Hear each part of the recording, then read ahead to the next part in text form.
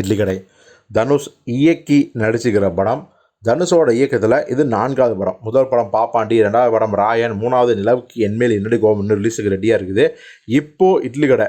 இந்த கடத்தோட அதாவது இந்த படத்தோட ஷூட்டிங்கை தேனியில் தான் ஆரம்பித்தார் நம்ம தனுஷ் அவர்கள். ஒரு வழியாக ஒரே ஷெட்யூலில், அப்படி ஒரே ஷெட்யூல் சொல்ல முடியாது, கொஞ்சம் முன்ன பின்ன வந்தாங்க. பட் ஒரே காலகட்டத்தில் ஏக்தமாக அந்த ஷூட்டிங்கை நடத்தி முடித்து வெற்றிகரமாக படத்தையே கம்ப்ளீட் பண்ணிட்டாங்க.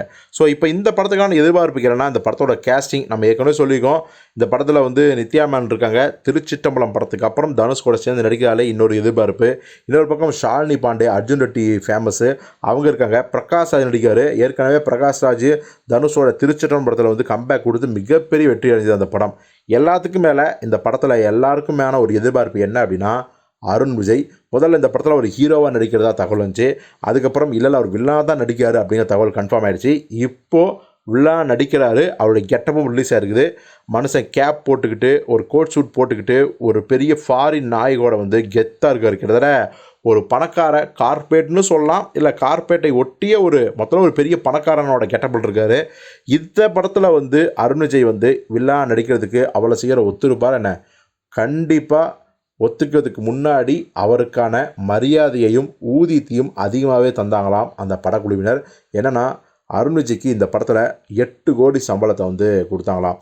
அவர் ஹீரோவை நடிக்கிற படத்துக்கு பார்த்திங்கன்னா இவ்வளோ வாங்குறதில்ல, இதோட கொஞ்சம் கம்மி தான். பட் வில்லனாக நடிக்கிறதுக்கு சில நாட்கள் நடிக்கிறதுக்கே 8 கோடி அப்படிங்கும்போது கண்டிப்பாக ஒத்துக்கிட்டு தான் ஆகணும். எல்லாத்துக்கும் மேலே அவர் பணத்துக்காகலாம் ஒத்துக்கிற ஆளும் கிடையாது.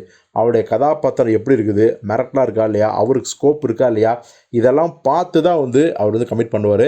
ஸோ அந்த விதத்தில் பார்த்தீங்கன்னா இட்லி கடை படத்தில் அருண் விஜயோட கதாபாத்திரம் உண்மையாலுமே மிரட்டலாக இருக்கும் அப்படின்னு சொல்கிறாங்க. அதனால தான் அவர் ஒத்துக்கிட்டாராம். 8 கோடி சம்பளம் வாங்கியிருக்காரு.